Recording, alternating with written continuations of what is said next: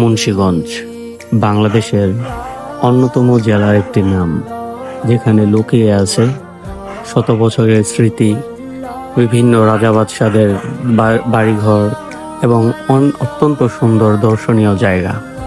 মুন্সিগঞ্জের এক একটি জায়গা যেন এক একটি মাধুর্য লুকিয়ে আছে। আমরা সেটি চেষ্টা করছি আপনাদের সাথে তুলে ধরার জন্য।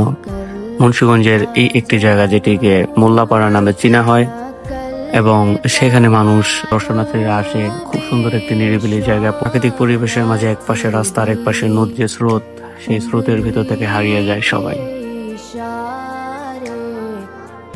মুন্সিগঞ্জবাসী হিসেবে প্রত্যেকটি জায়গায় আমাদের কাছে অত্যন্ত গুরুত্বপূর্ণ এবং অনেক আবেগের একটি জায়গা।